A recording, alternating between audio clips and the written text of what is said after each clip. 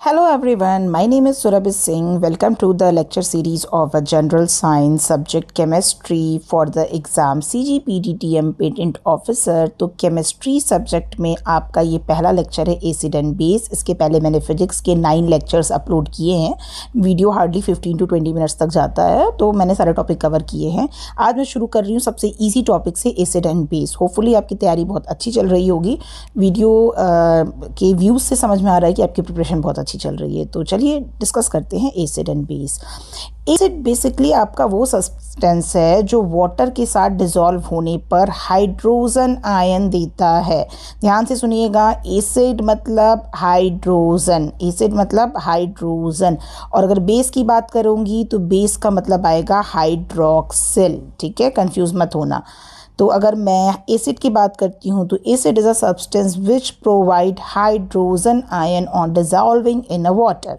तो एसिड आपका बेसिकली दो टाइप का है, स्ट्रॉन्ग एसिड और वीक एसिड। स्ट्रॉन्ग एसिड के ये आप 6 कंपोनेंट याद कर लेना, 6 compound H2SO4, HNO3, HClO4, HCl, HBr, HI। इन्हें छोड़कर अगर ऑप्शन कोई भी ऑप्शन आएगा वीक एसिड ही टिक करके आना। ठीक है, स्ट्रॉन्ग एसिड के ये 6 एग्जाम्पल याद रख लेना। इसके अलावा कुछ भी है तो वो सारा वीक एसिड है। जो एसिड होता है बेसिकली ये प्रोटॉन प्रोवाइड करता है। ठीक है, एग्जाम्पल जैसे HNO3 का है। एसिड के कुछ कैरेक्टरिस्टिक है जो आपको याद रख लेनी है। एसिड टेस्ट में खट्टा होता है। ठीक है, उसके अलावा ये ब्लू लिटमस को रेड कलर में चेंज कर देता है। लिटमस क्या है? लिटमस इज़ एन इंडिकेटर जो बेसिकली बताता है कि कोई भी आपका कंपाउंड है। ठीक है, जैसे यहाँ पर तो आप H देखकर बता दे रहे हो। अब जैसे मैं आपसे बोलूँ मिल्क हो गया या लेमन हो गया, सपोज जिसका आपको ऑर्गेनिक कंपाउंड नहीं पता है, तो आप कैसे बताओगे कि वो क्या है, वो एसिड है या बेस है? तो हम थोड़ा सा मिल्क ले लेंगे, उसके अंदर अगर हम लिटमस पेपर को डालेंगे तो अगर उसका कलर चेंज हो रहा है, अगर उसका कलर ब्लू से रेड हो रहा है तो हम बोलेंगे कि वो एसिड है। ठीक है, तो लिटमस जो होता है पेपर वो आपका बेसिकली बताने के लिए यूज़ होता है कि जो सब्सटेंस है वो आपका एसिड है या बेस है। ठीक है, और जो एसिड है वो बेस के साथ रिएक्ट करके बेसिकली सॉल्ट और वाटर बनाता है। ठीक है, और ये बेसिकली मेटल से हाइड्रोजन को लिबरेट करता है। ये हो गया आपका एसिड। एसिड में हमारे बहुत सारे टाइप्स हैं। सल्फ्यूरिक एसिड की बात करते हैं तो ये पेट्रोल के एक्सप्लोरेशन में यूज़ होता है। उसके अलावा वेरियस टाइप ऑफ मेडिसिन्स में और कलर्स में यूज़ होता है, कलर्स की। उसके बाद हम बात करते हैं नाइट्रिक एसिड की। जो नाइट्रिक एसिड है वो आपका बेसिकली मेडिसिन में, ड्रग्स में, फर्टिलाइज़र में, मेन जो इसका यूज़ है फोटोग्राफी में। ठीक है, कलर की प्रिपरेशन करने में यूज़ होता है। एक्वारेजिया में यूज़ होता है। एक्वारेजिया इज़ व्हाट, बेसिकली इसका कोई फार्मूला नहीं होता है, ये गोल्ड प्लेटिनम को मतलब क्लीन करने के लिए यूज़ होता है। बेंजोइक एसिड की बात करते हैं तो मेडिसिन को प्रिजर्व करने के लिए यूज़ होता है। साइट्रिक एसिड जो है बेसिकली आपका वॉशिंग मेटल्स में, फूड स्टफ की प्रोसेसिंग में यूज़ होता है। लैक्टिक एसिड है जो बेसिकली ये कर्ड में पाया जाता है, तो it's a good thing. HCl की बात करते हैं तो HCl भी जो आप है उसका एक्वारेजिया की प्रिपरेशन में यूज़ होता है। कलर्स को डाई करने के लिए यूज़ होता है, जो आपके कपड़ों वपड़ों को। एसिटिक एसिड है जो आपका जो पाया जाता है बेसिकली विनेगर में पाया जाता है, विनेगर की प्रिपरेशन में यूज़ होता है, या ये एक तरीके से प्रिजर्वेटिव काइंड ऑफ यूज़ होता है। विनेगर वगैरह में जो हम अचार वगैरह में डाल देते हैं, विनेगर डाल दो तो कहते हैं ख़राब नहीं होगा। फॉर्मिक एसिड होता है जो आपका एंट स्टिंग में होता है। अगर आपको चींटी काट लेती है तो आप देखते हो आपकी बॉडी पे हल्की सी स्वेलिंग आ जाती है, तो बेसिकली वो फॉर्मिक एसिड होता है। ठीक है, तो अगर उसको न्यूट्रलाइज करना होगा तो आप कुछ बेस सब्सटेंस वहाँ पे रगड़ दो तो वो अपने आप न्यूट्रलाइज हो जाता है। ऑक्जेलिक एसिड होता है बेसिकली फोटोग्राफी में, और जैसे लेदर की ब्लीचिंग में यूज़ होता है, कलर्स क्लॉथ को प्रिंटिंग करने में यूज़ होता है। ठीक है, अब हम बात करते हैं बेस की। तो अगर मैंने एसिड की बात की थी तो आपको वहाँ H+ आयन मिल रहा था, तो अगर मैं बेस की बात कर रही हूँ तो वहाँ पर आपको H- आयन मिलेगा, जो कि आप देख रहे हो।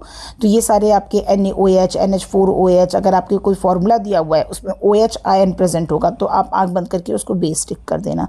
बेस में भी आपके स्ट्रॉन्ग बेस और वीक बेस होते हैं। स्ट्रॉन्ग बेस की बात करते हैं तो ग्रुप 1 जो आपका पीरियोडिक टेबल होता है उसमें जो ग्रुप 1 और ग्रुप 2 के जितने भी आपके मतलब एटम्स है वो सारे आपके स्ट्रॉन्ग बेस बनाते हैं, एक्सेप्ट यानी बेरिलियम के अलावा, देखिए मैंने बेरिलियम को बहुत प्यार से कट कर दिया है, ठीक है। तो उसके अलावा इसके जैसे लिथियम हाइड्रोक्साइड हो गया, आपका NaOH हो गया, तो ये सारे आपके स्ट्रॉन्ग बेस होंगे, ठीक है। KOH आपका स्ट्रॉन्ग बेस होगा। बेरिलियम को छोड़कर ये सारे आपके स्ट्रॉन्ग बेस बनाएंगे। इसके अलावा जो कोई भी ऑप्शन दिया होगा उसको आप वीक बेस लगाकर चले आना, ठीक है। नेक्स्ट स्लाइड देखते हैं। स्लाइड भी हिलती है थोड़ी सी, ठीक है, अभी ठीक हो गया। एसिड की बात की थी तो एसिड आपका खट्टा था, लेकिन जो बेस है वो आपका कड़वा है, ठीक है। और ये जो है ये लिटमस को, रेड लिटमस को ब्लू में चेंज कर देता है। तो जो भी आपके जो स्ट्रॉन्ग बेस होते हैं NaOH KOH, ये जो है वो बेसिकली इलेक्ट्रिसिटी के मतलब मतलब ये कंडक्टर इसके अच्छे होते हैं, कंडक्टिविटी इसकी बहुत अच्छी होती है। जो स्ट्रॉन्ग बेस होते हैं उसके थ्रू हम इलेक्ट्रिसिटी को बहुत ईजिली पास कर देते हैं, ठीक है। गुड कंडक्टर ऑफ इलेक्ट्रिसिटी मतलब इलेक्ट्रिसिटी को सपोर्ट करते हैं, ठीक है। अगर हम इसके एग्जाम्पल की बात करते हैं तो कैल्शियम हाइड्रोक्साइड जो आपकी वाइट वॉशिंग के लिए यूज़ होता है, जब आप घर में चूना कहते हैं ना, चूना से पुताई हो रही है, preparation of plaster, production of bleaching powder, ठीक है। तो ये सारी चीज़ों में आपका कैल्शियम हाइड्रोक्साइड यूज़ होता है।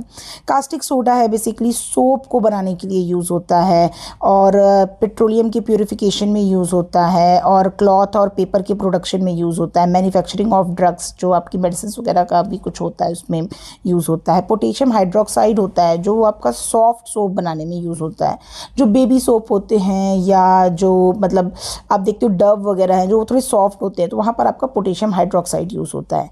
कैल्शियम ऑक्साइड है जो आपका ब्लीचिंग पाउडर के प्रोडक्शन में यूज़ होता है।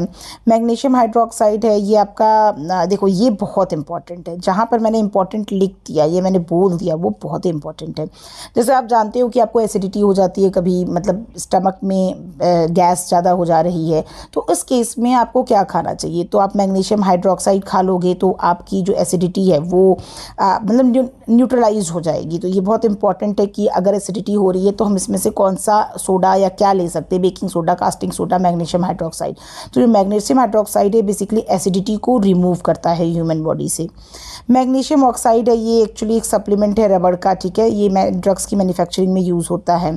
सॉल्ट की बात करते हैं तो एसिड और एल्कली यानी एसिड और बेस मिलकर आपका सॉल्ट बनाते हैं। देखो आप HCl is acid, NaOH is base, ये दोनों मिलकर आपका सॉल्ट बना रहे हैं और वाटर को रिड्यूस कर रहे हैं। उसके अलावा जो सॉल्ट होता है बेसिकली ऑर्डिनरी सॉल्ट जो आप खाने में यूज़ करते हो, सोडियम क्लोराइड इसका फॉर्मूला होता है। सोडियम बाइकार्बोनेट जो होता है, जो आप किचन में केक वगैरह बेक करते हो, डोनट्स बेक करते हो, तो उसके लिए जो यूज़ होता है वो बेकिंग पाउडर यूज़ होता है। जो बेकिंग पाउडर में पाया जाता है वो आपका सोडियम बाइकार्बोनेट होता है। केमिस्ट्री का ये वाला जो आपका टॉपिक है ये बिल्कुल आप डेली टू डेली लाइफ से रिलेट करना। जब आप नहाने जाना तो सोप को उठाना तो आप फील करना, अच्छा ये बेस है, ठीक है, इसमें आपका KOH पाया जाएगा तो सॉफ्ट सोप हो जाएगा, ठीक है। सोडियम बाइकार्बोनेट है, तो इस टाइप सी चीज़ें हैं ना, आप अपने डेली लाइफ से यूज़ करना, ठीक है। कास्टिक सोडा हो गया तो आपका सोप हो गया। अगर आप केक खाओगे तो अपने दिमाग में चलना कि अच्छा इसमें बेकिंग पाउडर मिला होगा, बेकिंग पाउडर का फॉर्मूला है सोडियम बाइकार्बोनेट। तो ये चीज़ें याद करने की वाली चीज़ें नहीं, ये चीज़ें फील करने वाली हैं। तो जनरल साइंस बेसिकली होता ही इसीलिए कि आप अपने डेली टू डेली लाइफ को कितने अच्छे से ऑब्जर्व करते हो। वरना आपको क्या लग रहा है पेटेंट ऑफिसर इतनी अच्छी पोस्ट के लिए क्यों वो जानना चाहेंगे ऐसी छोटी छोटी चीज़ें? इट्स अ कॉमन सेंस, मतलब जो आप अपनी डेली लाइफ में इतने टाइम से यूज़ करते आ रहे हो उसको आपको ये नॉलेज है कि नहीं है। तो सोडियम कार्बोनेट है जो as a caustic soda use करते हैं। जो ड्राई क्लीनिंग, जो क्लॉथ की ड्राई क्लीनिंग करते हैं उसमें हम सोडियम कार्बोनेट यूज़ करते हैं। पोटेशियम नाइट्रेट है जो ये आपका गन पाउडर के प्रोडक्शन में यूज़ होता है, फर्टिलाइज़र के प्रोडक्शन में यूज़ होता है। कॉपर सल्फेट है आपका इंसेक्टिसाइड में यूज़ होता है बेसिकली, और इलेक्ट्रोप्लेटिंग में यूज़ होता है। आप देखते हो कि जो हम केमिस्ट्री में इलेक्ट्रोप्लेटिंग करते हैं, ऐसे ऐसे रॉड डालते हैं, तो वो आपका कॉपर सल्फेट की रॉड होती है। पोटास एलम है जो वाटर की प्यूरिफिकेशन में यूज़ होता है, मैन्युफैक्चरिंग ऑफ ड्रग्स यूज़ होता है।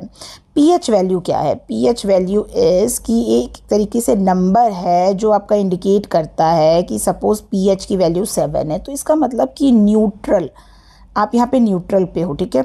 अगर पीएच से किसी भी सब्सटेंस की वैल्यू हम मेज़र करते हैं पीएच के फॉर्म में, पीएच अगर आपका 7 से कम है, 6 है, 5 है, 4 है, तो ये सारे आपके एसिड हो जाएंगे। पीएच की वैल्यू 7 से ज़्यादा है तो वो सारे आपके बेस हो जाएंगे, ठीक है। Value less than 7 acidic, value more than 7 basic, equal to 7 is neutral. Formula जो होता है पीएच का वो आप इस तरीके से लिखते हैं, log 1/, एच, ठीक है। इसको एक तरीके से आप लॉगरिथमिक जो कंडीशन लगाओगे तो इस तरीके से भी लिख सकते हो। अगर आप जो ये आपका रेसिप्रोकल करोगे तो माइनस साइन आगे आ जाएगा, ठीक है। तो याद रखना इन सब चीज़ों को। ये आपका चार्ट है, याद रख लेना। देखो न्यूट्रल, जैसे आपका पानी है ना, पानी एसिडिक होता है ना, पानी बेस होता है, तो ये न्यूट्रल पर है। इससे अगर आप कम पर जा रहे हो, टोमेटो, सोडा, लेमन, स्टमक, तो आपकी एसिडिटी क्या है, आपकी कम होती जा रही है। आपसे पूछा जा सकता है कि पीएच यानी आपकी पीएच की वैल्यू अगर 2 है तो ये आपकी लेमन की एसिडिटी होती है। तो लेमन की क्या वैल्यू, लेमन की वैल्यू, पीएच की वैल्यू क्या होगी, उसकी 2 होगी। सोडा जो आप पीते हो उसकी वैल्यू क्या है, 3 है। तो अप्रॉक्सीमेटली रेंज होती है 2 to 3, 3 to 4। टोमेटो की पीएच रेंज क्या है, मतलब पीएच की वैल्यू क्या होगी, 4 होगी। सेम इसी तरीके से बेस की बात करते हो, जो सोप आप यूज़ करते हो उसमें जो पीएच की वैल्यू क्या है, देखते हो आप ऐड में भी तो आप देखते हो कि वो डव का ऐड है या किसी का ऐड है, उसमें पीएच वैल्यू लगाकर वो चेक करते हैं। तो सोप क्या पीएच वैल्यू 12 है, मतलब तो ये वैल्यू आपकी बढ़ती जाती है। तो यही आपका एक पीएच वैल्यू दिखाई गई है, जिससे आप अप्रॉक्सीमेटली दिमाग में चैनलाइज कर सकते हो। इंडिकेटर जो मैंने आपको पहले ही बताया था, किसी भी सब्सटेंस को बताना है, मिल्क हो गया, जैसे अब आप यहाँ पर हो, मिल्क हो गया या अमोनिया सोल्यूशन हो गया, सोप हो गया, ब्लड हो गया, तो इसको आपको बताना है कि ये एसिड है या बेस है। तो उसके लिए हम एक इंडिकेटर यूज़ करते हैं, substance that's are used to indicate whether a substance is acid और बेस, ठीक है। तो क्या क्या इसमें, जैसे टर्मरिक हो गया, टर्मरिक आपका बहुत अच्छा एक नेचुरल इंडिकेटर है। आप अगर कभी देखो कि अगर आपका ये क्लॉथ है, सपोज क्लॉथ पे अगर आपके कहीं पर सब्जी का दाग गिर गया या कढ़ी का दाग गिर गया, ठीक है, आप इंस्टेंटली जाओ उसको, कढ़ी में हल्दी तो डालोगे ही ना, हाँ, तो सपोज अगर आप इसको इंस्टेंटली जाओगे, सर्फ लगाओगे या साबुन लगाओगे, तो इसका जो कढ़ी का जो येलो कलर है या सब्जी का जो येलो कलर है वो एकदम से रेड हो जाता है। तो ये बताता है कि टर्मरिक जो है, और आपको पता है कि सोप आपका बेस है, तो जो टर्मरिक है वो जब बेस के साथ रिएक्ट करेगा तो वो रेड कलर में चेंज हो जाता है। एसिड के साथ वो कोई कलर चेंज नहीं करता है, लेकिन अगर बेस के साथ मिक्स करेंगे तो वो रेड कलर हो जाएगा। तो अगर आपने सोप को लगाया तो वो रेड कलर का हो गया, तो इसका मतलब आप समझ जाओगे कि सोप आपका बेसिक है। इसी तरीके से लिटमस पेपर जो मैंने बताया, बहुत सारे एग्जाम्पल्स होते हैं। लिटमस टेस्ट, लिटमस जो पेपर होता है, ऐसे पतली पतली स्ट्रिप्स होती हैं basically.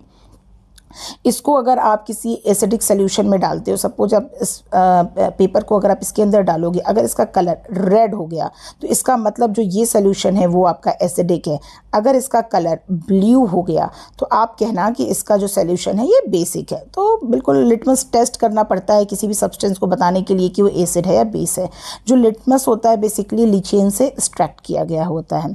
China rose is also a good indicator. ये भी आपका एक नेचुरल इंडिकेटर है जो एसिड या बेस के बारे में बताता है। तो चाइना रोज जो है वो एसिडिक सोल्यूशन में अगर आप डालोगे तो ये पिंकी हो जाएगा, पिंक कलर का हो जाएगा, ठीक है। और अगर बेस सोल्यूशन में डालोगे, ठीक है, तो ये ग्रीन कलर का हो जाएगा। ओके, तो याद रखना, कलर याद रख लेना। क्वेश्चन कभी घुमा के भी पूछ सकता है कि चाइना रोज का एसिडिक सोल्यूशन में क्या कलर देता है, तो ऑप्शन आ जाएगा रेड, ब्लू, ग्रीन, पिंक। तो आपको टिक करना होगा पिंक कलर।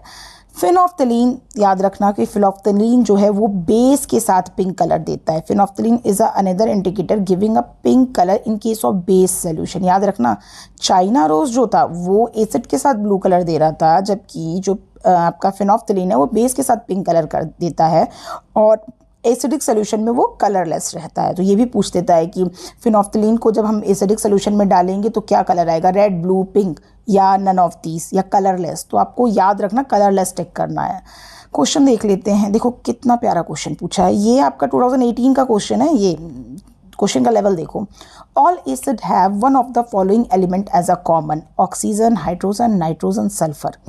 प्लीज़ इसका आंसर सही सही टिक करके मुझे कमेंट बॉक्स में बताना, वरना मैं पढ़ाना छोड़ दूंगी।